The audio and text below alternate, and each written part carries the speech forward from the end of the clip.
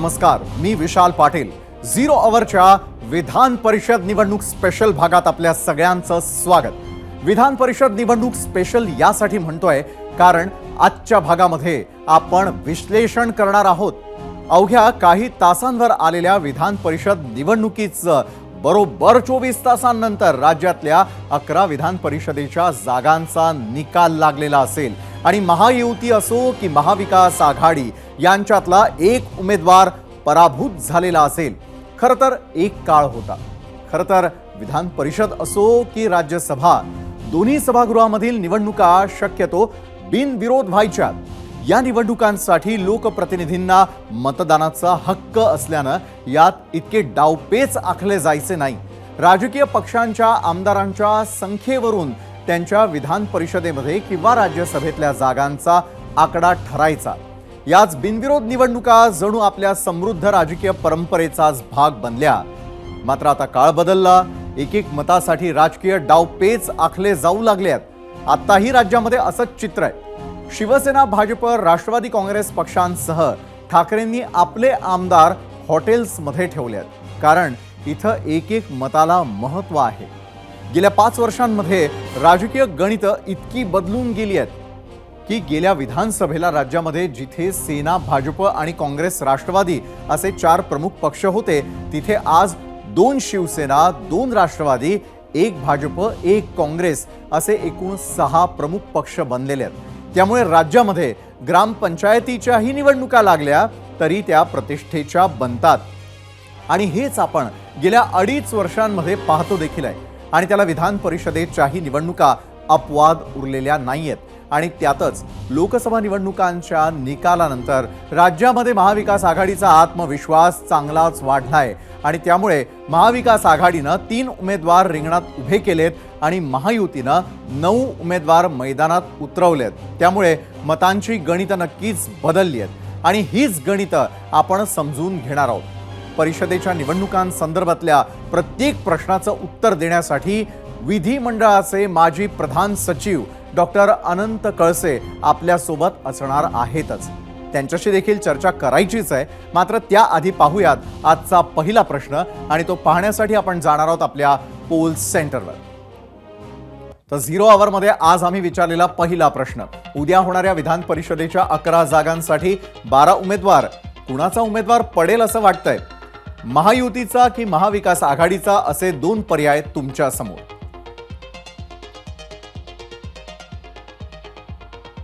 याच प्रश्नावरच्या प्रतिक्रिया आणि जनतेचा कौल देखील पाहणार आहोत. मात्र त्याआधी जरा विधान परिषदेचं गणित समजून घेऊयात आणि सुरुवात करूयात उमेदवारांपासून.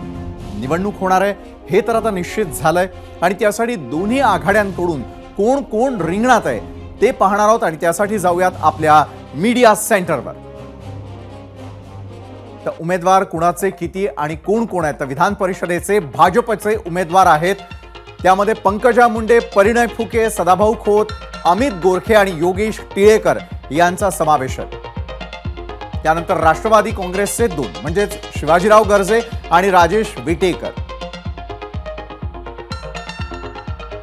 त्यानंतर शिवसेनेचे कृपाल तुमारे आणि भावना गवळी, शिवसेनेचे देखील 2. त्यानंतर शिवसेना युबीटीचे मिलिंद नार्वेकर आहेत म्हणजेच उबाठा गटाचे जयंत पाटील आहेत शेकापचे, काँग्रेसच्या प्रज्ञा सातव.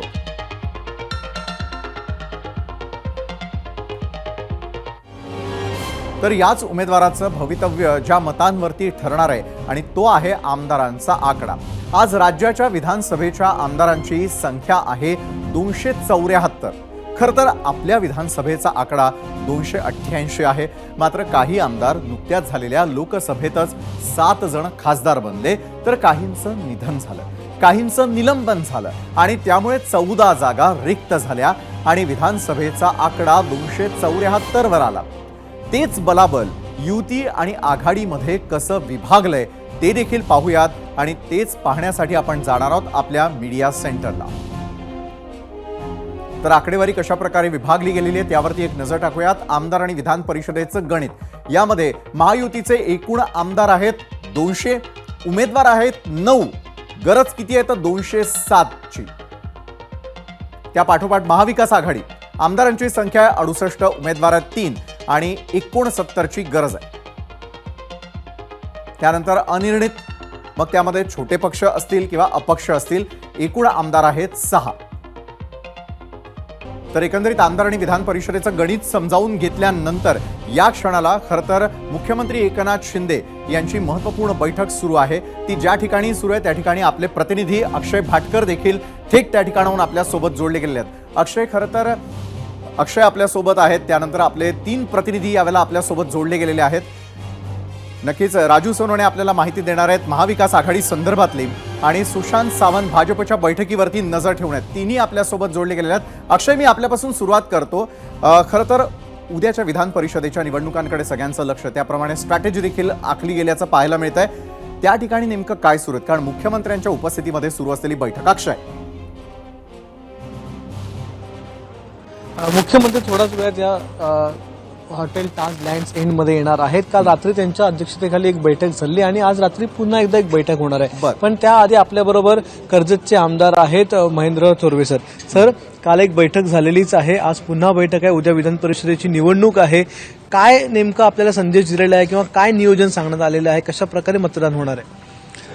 आदरणीय राज्याचे मुख्यमंत्री एकनाथजी शिंदे साहेब, आमचे मुख्य नेते शिवसेनेचे, आणि यांच्या नेतृत्वाखाली आम्ही सारे आमदार एकत्रपणे, आपण पाहताय की आज आता जवळ 2.25 वर्षे होऊन गेलेले आहेत या सरकारमध्ये आम्ही एकत्रपणे काम करतोय.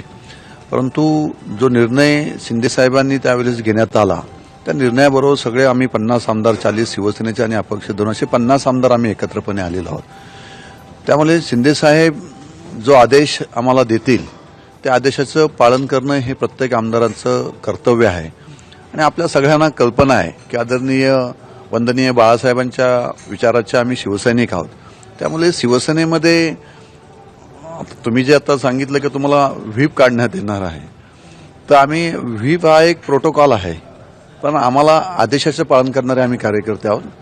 त्यामुळे साहेबांनी आम्हाला रात्रीच आदेश दिलेला आहे की महायुतीचा धर्म आपल्याला सगळ्यांना पाळायचा आहे, महायुतीचेच उमेदवार निवडून आले पाहिजेत.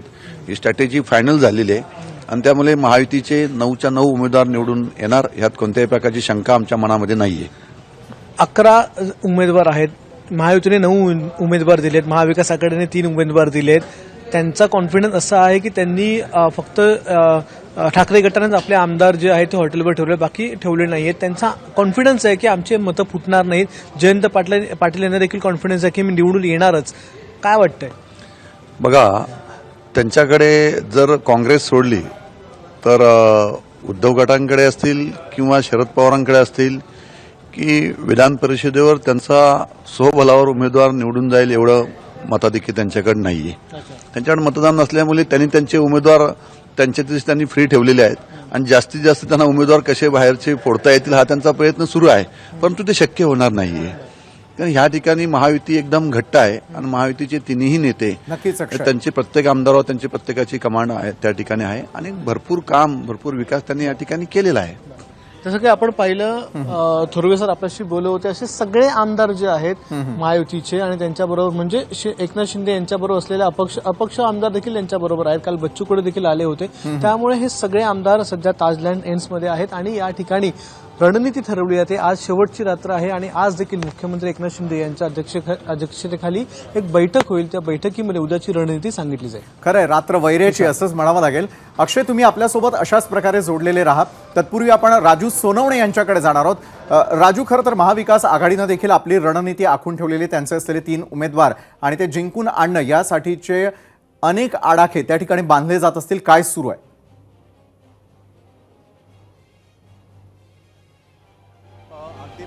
आपण लोकसभेच्या निवडणुकीनंतर जे आहे ते महाविकास आघाडीचा आत्मविश्वास वाढलेला आहे आणि त्यामुळे 3 उमेदवार जे आहेत ते रिंगणात उतरवलेले आहेत. मात्र कुठल्याही प्रकारचा दगाफटका होऊ नये यासाठी तिन्ही पक्ष जे आहेत ती आपापली काळजी घेताना पाहायला मिळतात. आता थोड्याच वेळामध्ये जे आहे ती काँग्रेसची बैठक सुरू होईल. या बैठकीला सगळे आमदार असतील, प्रभारी रमेश चन्नीथलाल सुद्धा या बैठकीला उपस्थित असणार आहे आणि नेमकं कसं मतदान करायचं, दुसरा प्रेफरन्स कोणाला द्यायचा, या सगळ्याची जी आहे ती स्ट्रॅटेजी ठरणार आहे. आपण पाहतोय काँग्रेसकडनं प्रज्ञा सातव ज्या आहेत त्या एकट्या उभ्या आहेत आणि काँग्रेसकडं पुरेसं संख्याबळ आहे. एकमेव काँग्रेसकडे जे आहे ते जास्त मतदान आहे, त्यामुळे काँग्रेसला तेवढी जी आहे ती भीती वाटत नाही अशा प्रकारचं नेत्यांकडून सांगितलं जाते। काँग्रेसच्या प्रज्ञा सातव यांना पहिल्या प्रेफरन्सची सगळी मतं पडतील आणि त्यानंतर ठाकरे गटाचे मिलिंद नार्वेकर जे आहेत ते यांना दुसऱ्या प्रेफरन्सची मतं दिली जाणार आहेत। ठाकरे गटाचे मिलिंद नार्वेकर आहेत त्यांची 15 मतं आहेत आणि काँग्रेसकडनं मदत मिळणार आहे। तिसरं पाहतोय आपण की शरद पवार गटाने जे आहे ते शेकापचे जयंत पाटील यांना पाठिंबा दिलेला आहे। जयंत पाटील यांचा अनेक पक्षामध्ये चांगले संबंध सुद्धा आपल्याला पाहायला मिळतात, त्यामुळे राष्ट्रवादीची काही मतं आणि उरलेली अपक्ष आणि इतर जी आहे ती मतं खेचण्याची शक्यता जयंत पाटलांकडे आहे, त्यामुळे तिथं त्यांनी ते बेरीज गणित जे आहे ते केलेलं आपल्याला पाहायला मिळते। मात्र कुठल्या प्रकारचा दगाफटका होऊ नये यासाठी तिन्ही पक्ष जे आहे ते व्हीप जारी करणार आहे आणि प्रत्येकाला प्रेफरन्स दिला जाईल। सकाळी 9 ते 4 वाजेदरम्यान जे आहे मध्यवर्ती सभागृह जे आहे तिथे हे मतदान होणार आहे आणि त्यासाठी तिन्ही पक्षांचे वरिष्ठ नेते जे आहे आपापल्या आमदारांवरती बरोबर लक्ष ठेवायला राजू उभे असणार आपल्याकडे आहे। पुन्हा एकदा आता येणारच काँग्रेस जे आहे। ती बैठक खरं तर महाविकास आघाडीची रणनीती तयार होत असल्याचं स्पष्टपणे दिसतंय। सुशांत आपले प्रतिनिधी आपल्यासोबत जोडले गेले आहेत। भाजपच्या गोटामध्ये नेमकं काय सुरू आहे, कारण उद्याची जी विधान परिषदेची निवडणूक आहे सगळ्यांसाठी अतिशय प्रतिष्ठेची आहे आणि कुणीही एखादा चान्स घेण्यापासून लांब ठेवण्यासाठी आणि आपले उमेदवार जिंकून आणण्यासाठीची रणनीती आखताना दिसतं। त्यासाठी हॉटेलमध्ये थेटपणे या स्ट्रॅटेजी सुरू असल्याचं पाहायला मिळतं। भाजपच्या गोटात काय सुरू आहे सुशांत? विशाल, आपण जर बघितलं असेल तर भाजपचे 5 उमेदवार जे आहेत ते निवडणुकीच्या रिंगणात आहेत। भाजपकडे पुरेशी मतं आहेत असे भाजपकडून सांगण्यात येते, मात्र तरी देखील भाजपकडून एक रणनीती आखली जाते। आपण जर पाहिलं असेल तर भाजपच्या सलग 2 दिवसापासून बैठका होत आहेत।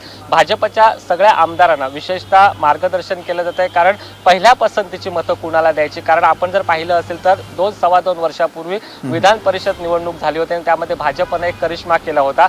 असाच करिश्मा आता महायुती करणार आहे असं भाजपचे नेते आणि विशेषतः आपण जर बघितलं असेल तर देवेंद्र फडणवीस स्वतः ही रणनीती आखताना पाहायला मिळतात। काल देखील ज्यावेळी भाजपच्या आमदारांची बैठक झाली विधान भवनात भाजपच्या पक्ष कार्यालयात, त्यावेळी देखील त्यांना कशा पद्धतीने मतदान करायचं, पहिल्या पसंतीची मतं कुणाला द्यायची याची रणनीती ठरली। आज जर आपण बघितलं असेल तर ताज प्रेसिडेंटमध्ये भाजपचे जे आमदार आहेत त्यांची व्यवस्था इथे करण्यात ते आलेले आहेत आणि देवेंद्र फडणवीस प्रत्येकाला कुणाला पहिल्या पसंतीचं मत द्यायचं, त्यासोबत मतदान करताना नेमकी कशी काळजी घ्यायची, कारण या मतदानाच्या वेळी अनेकदा मतं बाद होण्याची देखील शंका असते, त्यामुळे कुठेतरी प्रात्यक्षिक जे आहे ते करून घेतलं जाणार आहे। त्यामुळे आपण जर पाहिलं असेल तर भाजपचे प्रमुख नेते जे आहेत ते या ठिकाणी आले आहेत। नुकतेच देवेंद्र फडणवीस देखील या ठिकाणी आगमन झाले।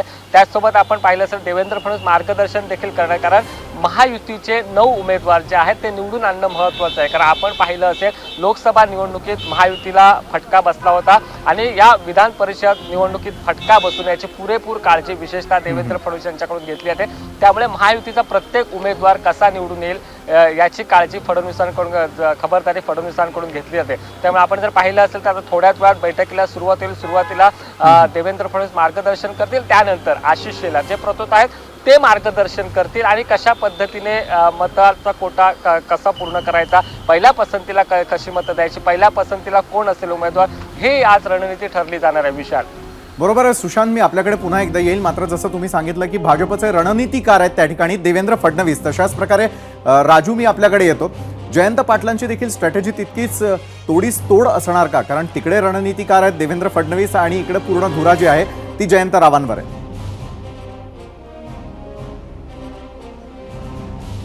अगदी पाहता आपण महाविकास आघाडीमध्ये जर पाहिलं प्रज्ञा सातव यांना जे आहे ते पूर्णपणे कोठा मिळतोय, त्याचप्रमाणे मिलिंद नार्वेकर यांना सुद्धा मतं मिळतील कारण काँग्रेसचे आणि ठाकरे गटाचे आहेत। मात्र जयंत पाटील यांना काही मतं जे आहे ती कमी पडण्याची शक्यता आहे। मात्र जयंत पाटील जे आहे आपण पाहतोय की जरी शेकापचे ते आमदार असले, नेते असले, तरी त्यांचं सगळ्याच पक्षामध्ये जे आहे ते चांगले संबंध आहेत, त्यामुळे अपक्ष आणि इतर पक्षांमधलं जे आहे ते जुळवाजुळव करण्याची जे आहे त्यांनी तयारी सुरू केलेली आहे। त्यामुळे कुठेतरी पाहतो आपण की जयंत पाटलांसाठी सुद्धा महाविकास आघाडी जोर लावताना पाहायला मिळते।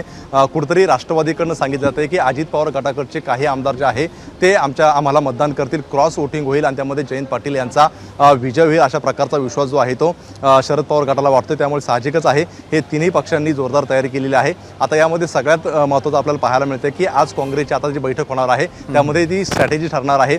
त्यामध्ये प्रज्ञा सातव यांना सगळी मतं दिल्यानंतर मिलिंद नार्वेकरांना दिली जाणार आहे। त्यामध्ये जयंत पाटलांसाठी काही मतांचा कोठा राखून ठेवला जाणार आहे का हे सुद्धा पाहिलं जाणार आहे, कारण आपल्याला माहित आहे की मिलिंद नार्वेकर यांचे सुद्धा चांगले संबंध मतं शिंदे गटामध्ये आहे, त्यामुळे शिंदे गटामध्ये सुद्धा मतं फुटली जाऊ शकतात अशा प्रकारचा सुद्धा दावा जो आहे तो ठाकरे गटाने केलेला आपल्याला पाहायला मिळतो. त्यामुळे तिथं सुद्धा जोर लावण्याचा प्रयत्न सुरू आहे.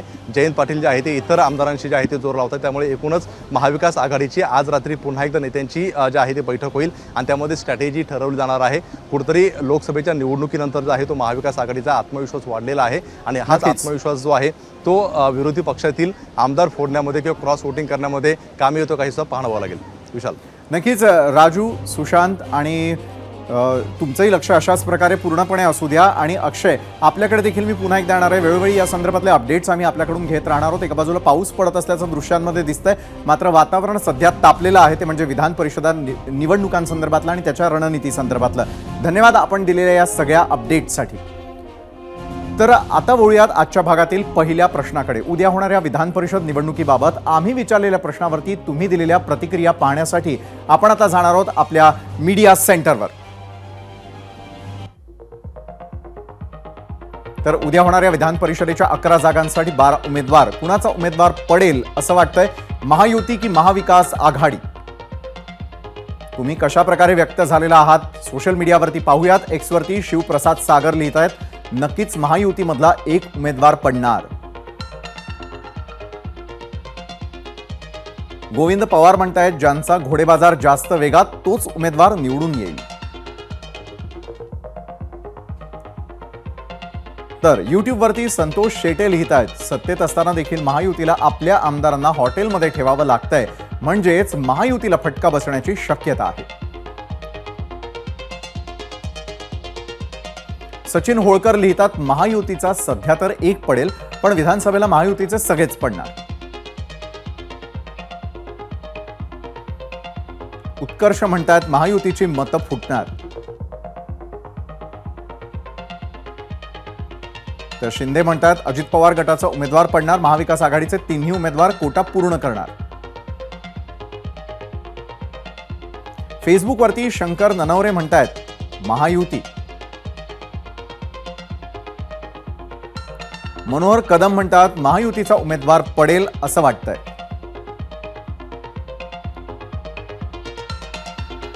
तर रघुनाथ पवार म्हणतायत, महायुतीचा उमेदवार पराभूत होणार.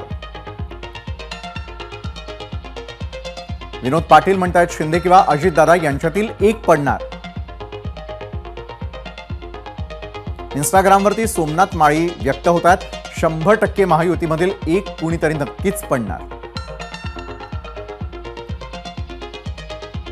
मनोज मुंडे म्हणतात, महाविकास आघाडीतला फटका बसणार आहे. तर विधान परिषदेच्या 11 जागांसाठी 12 जुलै रोजी मतदान होणार आहे. विधान परिषदेमध्ये अटीतटीची लढत पाहायला मिळते. प्रत्येक पक्षामध्ये 11 जागांसाठी रस्सीखेच सुरू आहे. विधान परिषदेची निवडणूक कशी होते आणि मतांचं गणित किंवा त्याचा कोटा कसा असतो. 11 जागेसाठी 12 उमेदवार आहेत. 11वा उमेदवार कोण आणि कसा निवडून आणणार आहे, या संदर्भामध्ये माजी प्रिन्सिपल सेक्रेटरी अनंत कळसे यांच्यासोबत संवाद साधलाय आमचे प्रतिनिधी सत्यम सिंग यांनी.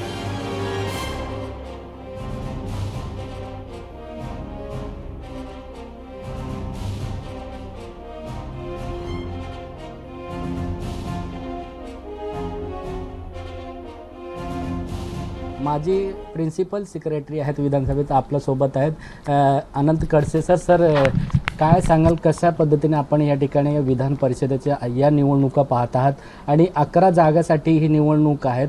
विधान परिषदेच्या प्रोसेस कसं असतात निवडणुकीचं सर, काय सांगा? सर्वात महत्त्वाचं म्हणजे यामध्ये मतदार जे असतात ते विधानसभेचे सदस्य असतात.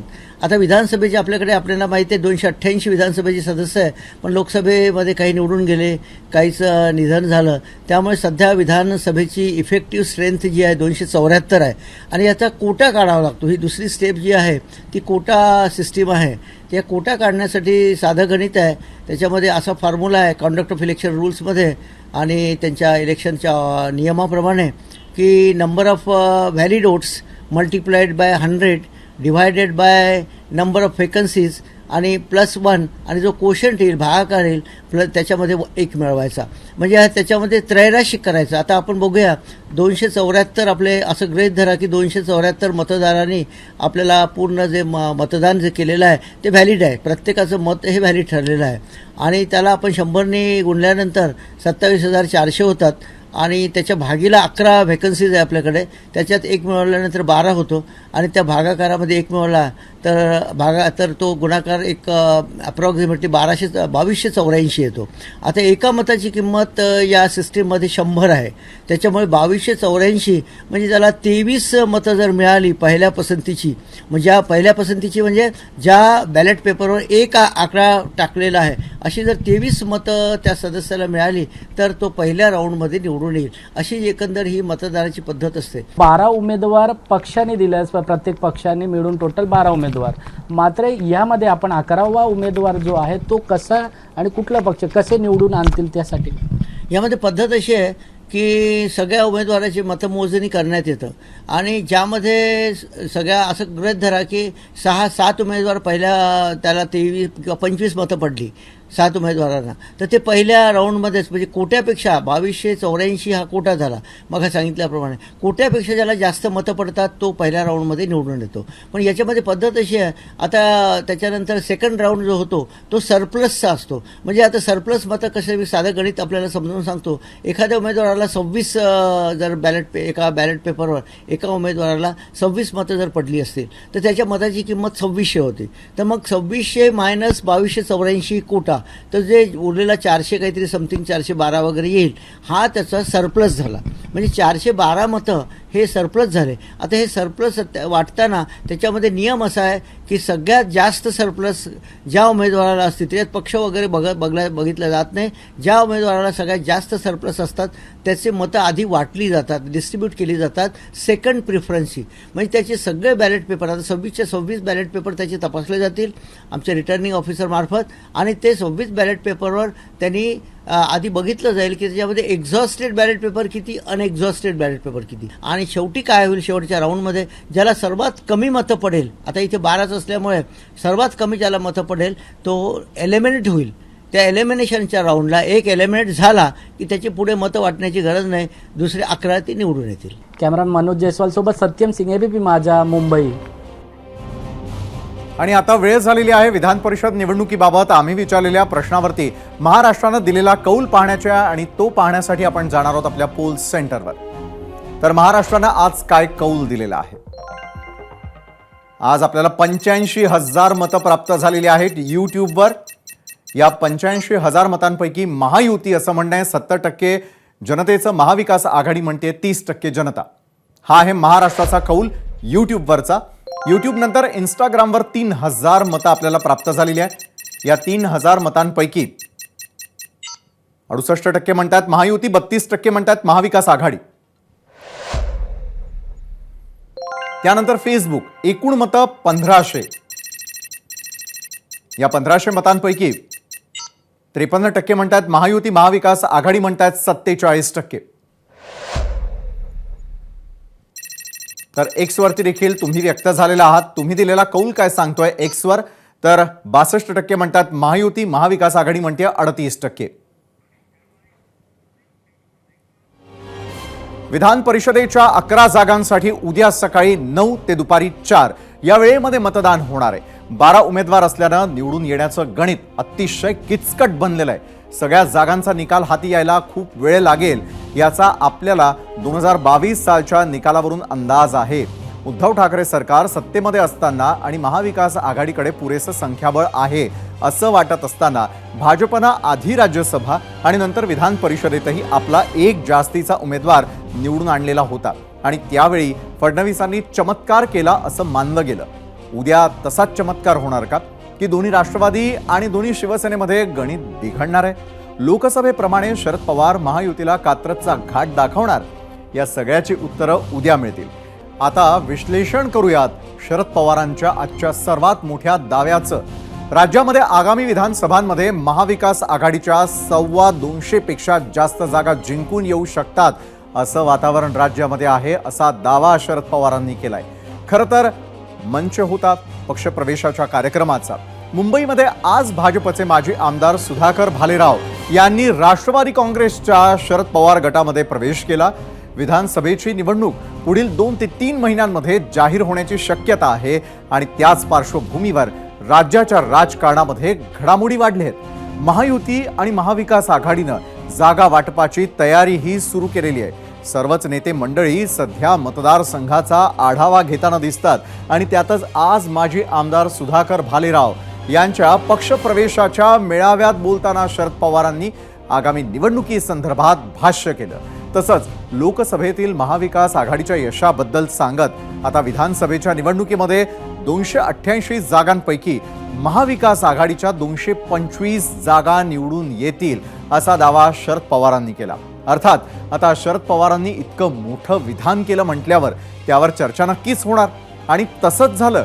महायुतीमध्ये प्रतिक्रिया आल्याही त्या पाहणार आहोतच. मात्र सुरुवातीला पाहूयात शरद पवारांनी नेमका काय दावा केलेला आहे ते. महाराष्ट्र चुकीच्या लोकांच्या हातामध्ये आहे. कालच्या लोकसभेमध्ये निवडणुकीला लोकांनी हे शीत बदलावच्या दृष्टीनं काही निकाल घेतला आणि 48 पैकी 31 लोकांना आपल्या विचारावर लोकांनी शक्ती दिली आणि एक प्रकारचा नवीन विचार घडत होता. महाराष्ट्राच्या विधानसभेची निवडणुकी त्या 288च्या जागेमध्ये मला चित्र असं दिसतंय 250 जागा या निवडणुकांच्या येतील. तर शरद पवारांच्या याच दाव्यावरती होता आपला आजचा दुसरा प्रश्न आणि तो पाहण्यासाठी आता जाणार आहोत आपण आपल्या पोल सेंटरवर. तर 0 अवरमध्ये आम्ही तुम्हाला विचारलेला दुसरा प्रश्न, महाविकास आघाडी विधानसभेला 288 पैकी 225 पेक्षा जास्त जागा जिंकणार, शरद पवारांचा दावा खरा ठरेल असं वाटतं का? होय आणि नाही हे 2 पर्याय तुमच्यासाठी.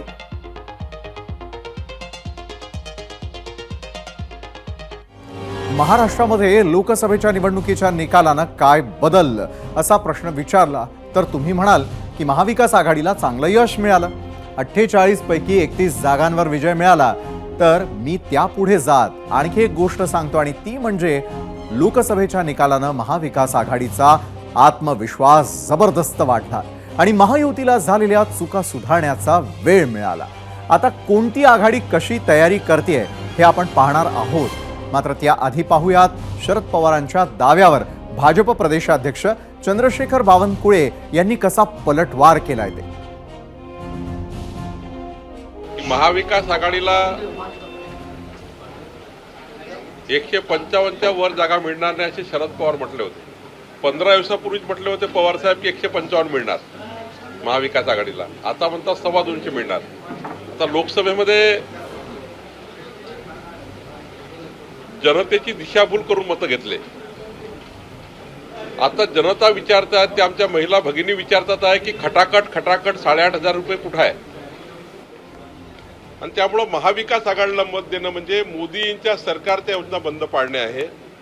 महाविकास आघाडीला मत देणं म्हणजे शिंदे फडणवीस सरकारच्या योजना बंद पाडणं आहे. आणि त्यामुळं कधीही लोक आता पुन्हा या खोटारडेपणात जाणार नाही असं मला विश्वास वाटतो आहे. जिथे पवारांनी महाविकास आघाडीचा आकडाच सांगून टाकला तिथे भाजपच्या स्थानिक नेत्यांनी केंद्रीय नेतृत्वासमोर एक मोठी मागणी केली, तीही विधानसभेसाठीच. उद्याच्या विधान परिषद निवडणुकीची घाई सुरू असली तरी सगळे पक्ष आगामी विधानसभा निवडणुकीवरती आपली नजर ठेवून आहेत. त्याच्या नियोजनाकडे एक पाऊल टाकणं सुरू आहे. त्याचाच एक भाग म्हणजे भाजपच्या कोर कमिटीची तसंच सोशल मीडिया प्रमुखांच्या आज झालेल्या बैठका. या बैठकांचं वैशिष्ट्य म्हणजे विधानसभा निवडणुकीमध्ये भाजपनं 180 जागा लढवाव्यात असं राज्यातील भाजप नेत्यांचं ठाम मत असल्याचं कळत आहे. जेवढ्या जास्त जागा लढवू तेवढा जास्त फायदा होईल आणि त्यामुळे 180 पेक्षा कमी जागा लढवू नयेत अशी विनंती राज्यातील नेत्यांनी भाजपच्या दिल्लीतील नेत्यांना केलेली आहे. शिंदेंच्या शिवसेनेला 60 ते 70 आणि उरलेल्या जागा अजित पवारांच्या राष्ट्रवादीला आणि इतर पक्षांना द्याव्यात असं प्रदेश भाजपमधील नेत्यांनी केंद्रीय नेतृत्वाला सुचवल्याची माहिती आहे. लोकसभेमधील हाराकिरीनंतर अशा पद्धतीचा प्रस्ताव भाजप देणार नाही आणि दिलाच तर तो शिवसेना आणि राष्ट्रवादीला मान्य होणं शक्य नाही हे सांगायला राजकीय विश्लेषकांची गरज नाही. आणि त्यामुळे सध्या तरी ही आकडेवारी म्हणजे भाजपचा खडा टाकून बघण्याचा प्रकार असू शकतो किंवा महायुतीमध्ये संभ्रम निर्माण करण्यासाठीचा विरोधकांचा प्रयत्न असू शकतो असं मानलं जात आहे.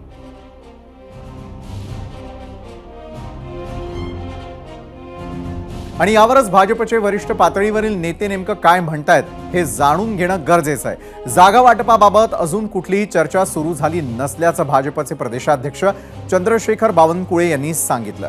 आपण सर्व जागांवरती तयारी करावी असं संघटनेमधील कार्यकर्त्यांना वाटू शकतं असं सांगत अशी तयारी भाजपच्या मित्रपक्षांनाच मदतीची ठरेल असं देखील बावनकुळे म्हणाले. अजूनपर्यंत कुठलीही जागा कुणाला जाईल ही चर्चा नाही, ना भाजपमध्ये आहे, ना एकनाथजीकडे आहे, ना अजित पवारजीकडे आहे. सूत्र करू करू खोटारडेपणा सुरू आहे. आता सूत्राने जर चालेल तर मग चालवा. खरं सांगतो, अजूनपर्यंत जागा वाटपावर कुठली चर्चा नाही. योग्य वेळी आमचे नेते बसतील, केंद्रीय नेतृत्व बसेल, आमचे राज्याचे 3 नेते बसतील आणि आमच्या 11 पक्षाचे काही आमचे महायुतीचे लोक बसतील आणि 100% चांगला जागा वाटप होईल आणि महाराष्ट्रात तुम्हाला चांगलं चित्र दिसेल. जागा तर सर्वांच तयार करावं लागतं. 288 जागेवर जर तयारी केली तर बघा, 288 जागेवर भाजपची तयारी जर केली तर हे ज्या जागा एकनाथजीकडे जातील त्यांना आम्ही मदत करू, ज्या अजितदादाला जातील अजितदादाला मदत करू, महायुतीला ज्याला जातील आपल्या 11 पक्षाला तिकडे मदत करू. पण भाजपच्या जागा वाटपाच्या बातम्यांवर मित्रपक्ष शिवसेनेकडून मात्र सावध प्रतिक्रिया आलेली आहे.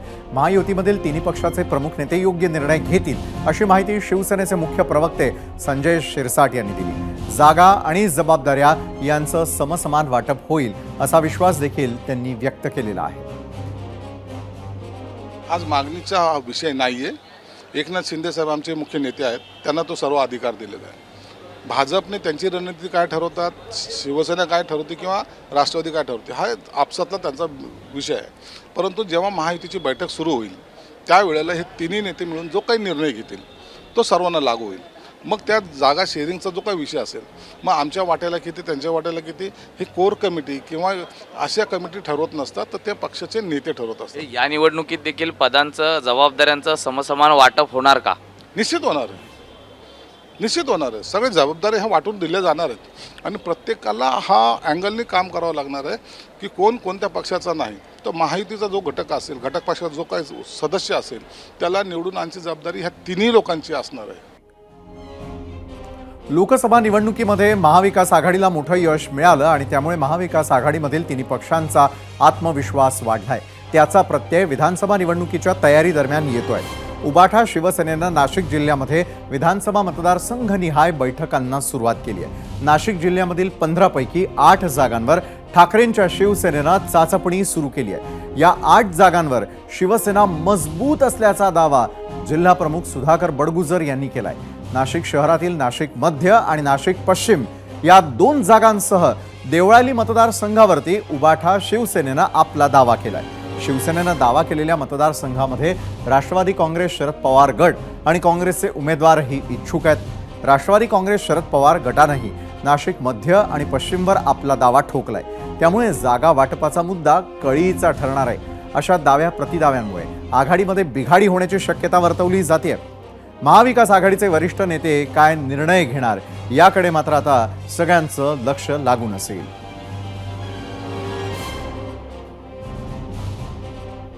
राजकारणामध्ये आरोप प्रत्यारोपांचा धुरळा उडत असताना बीडमध्ये मात्र मराठा वादळ पाहायला मिळालं. मनोज जरांगेंच्या नेतृत्वामध्ये शांतता रॅली काढण्यात आली आणि यावेळी मोठ्या संख्येनं मराठा बांधव या रॅलीमध्ये सहभागी झाले होते. जरांगेंनी सरकारला दिलेला अल्टिमेटम अवघ्या काही दिवसात संपणार आहे आणि याच पार्श्वभूमीवर आज त्यांनी उपस्थितांशी संवाद साधला. ठरलेल्या 4 विषयांच्या मागण्या सरकारनं पूर्ण न करता फसवलं तर पुन्हा लढण्यासाठी सज्ज व्हा असं आवाहन जरांगेंनी केलेलं आहे. यावेळी बोलत असताना जरांगेंनी महाविकास आघाडीच्या नेत्यांचं सरकारसोबत साटलोट असल्याचा दावा केलाय. शिवाय पुन्हा एकदा सरकारवर हल्लाबोल करताना उपमुख्यमंत्री देवेंद्र फडणवीस, मंत्री छगन भुजबळ, धनंजय मुंडे आणि गिरीश महाजनांवरही तोंडसूक घेतलंय. पाहूया. मराठ्यांविषयी जातीवादानं विचारानं बरबाडलेले लोक आहेत ते. छगन भुजबळ सारख्या फडणवीस साहेबांनी जवळ धरले. सगळं भाजप संपवण्याची वेळ आली तरी फडणवीस साहेब त्या अपयशी असणाऱ्या दलिंदर त्या छगन भुजबळला सोडायला तयार नाही. सगळे सोयरे या शब्दावरती चर्चा झाली. मला माहित होतं गिरीश महाजन माणसाला फसवतो. ज्या ज्या आंदोलनात तो माणूस गेला ते आंदोलन कायमचं बंद पडलं. किंवा ती जात आणि जातीचं आंदोलन त्यांनी फोडलं. असे प्रकार झालेले. त्याला वाटलं तेच लय हुशार आहे, मी त्याच्या पुढचा आहे. मागेल त्या मराठ्याला द्यायचं म्हणलं की धनंजय मुंडे साहेबाचे कॉनट टाईट झाले.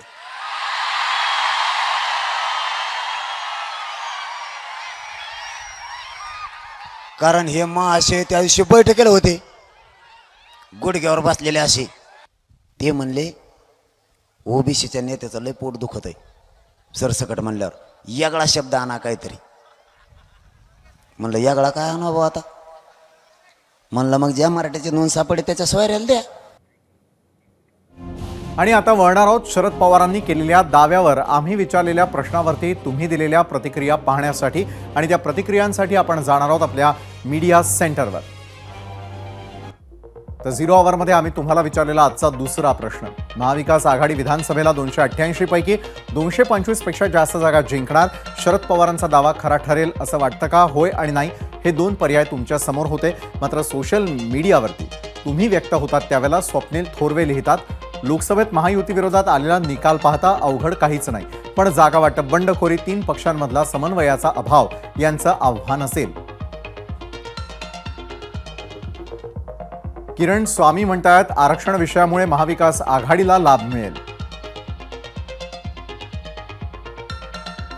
तर फेसबुकवरती रमेश शेवळे लिहितात होय नक्कीच महाविकास आघाडीला जास्त जागा मिळतील. इंस्टाग्रामवरती अक्षय दुपडे म्हणतात 100% खरंय. तर महाराष्ट्राचा कौल आपण जाणून घेणार आहोत आज विचारलेल्या दुसऱ्या प्रश्नावर. 60,000 मतं प्राप्त झालेली आहेत यूट्यूबवर. या 60,000 मतांपैकी होय म्हणतात 76%, नाही म्हणतायत 24%. त्यानंतर इंस्टाग्रामवर 2500 मतं आम्हाला प्राप्त झाली. त्यामध्ये होय म्हणणाऱ्यांची टक्केवारी आहे 73%, 27% म्हणतात नाही. फेसबुकवर आलेल्या मतांची देखील विभागवारी जर आपण पाहिली होय आणि नाहीच्या स्वरूपात तर 60% म्हणतायत होय, 40% म्हणतायत नाही. एक्सवरती देखील तुम्ही आपला कौल दिलेला आहे. एक्सवरचा कौल काय सांगतोय तर 70% म्हणतायत होय, 30% म्हणतायत नाही. विधानसभेला 288 पैकी 225 जागा निवडून येतील असा विश्वास शरद पवारांनी व्यक्त केला. हा विश्वास लोकसभेतील महाविकास आघाडीच्या कामगिरीमधून आलेला आहे आणि लोकसभेमध्ये मोदींचा झंझावात महाराष्ट्रामध्ये महाविकास आघाडीनं रोखला होता. त्याचं श्रेय इतर अनेक गोष्टींसोबतच शरद पवारांच्या रणनीतीला, काँग्रेसच्या जागा झालेल्या सामान्य कार्यकर्त्याला आणि उद्धव ठाकरेंबद्दल असलेल्या सहानुभूतीला दिलं गेलं. हीच त्रिसूत्री विधानसभेला कामी येईल असा विश्वास महाविकास आघाडीला वाटत असेल. जात धर्माचं गणित महाविकास आघाडीच्या बाजूनं सुटलं होतं आणि विशेषतः मुस्लिम मतांची मोठी साथ महाविकास आघाडीला मिळाली होती हे मात्र नाकारून चालणार नाही. त्यात शरद पवारांनी महाराष्ट्र पालथा घातला, भेटीगाठी घेतल्या, नवं जुनं एक केलं, जुने नेटवर्क रिचार्ज केले आणि महत्त्वाचे जुने सहकारी सोबत नसताना, नवा पक्षचिन्ह आणि पक्षाचं नवं नाव असताना, कमी जागा वाट्याला आलेल्या असताना देखील त्यांनी चमत्कार घडवला. तशाच कामगिरीची त्यांना आता आशा असेल.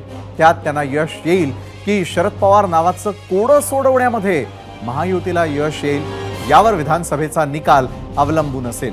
आणि या बातमीसोबतच 0 आवरमध्ये आज इथेच थांबूयात.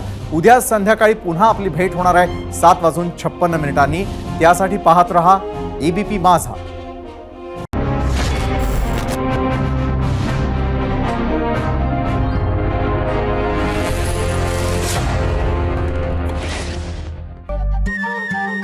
नमस्कार. मन सुद्धा तुझं ही वेगळ्याच प्रकारची मालिका तुम्हा सगळ्यांना खूप आवडली होती. याचा दुसरा सीझन कधी येणार अशी विचारणा झाली. प्रतीक्षा संपली आहे मित्रांनो. येतोय मन सुद्धा तुझाचा दुसरा सीझन. होई मन सुद्धा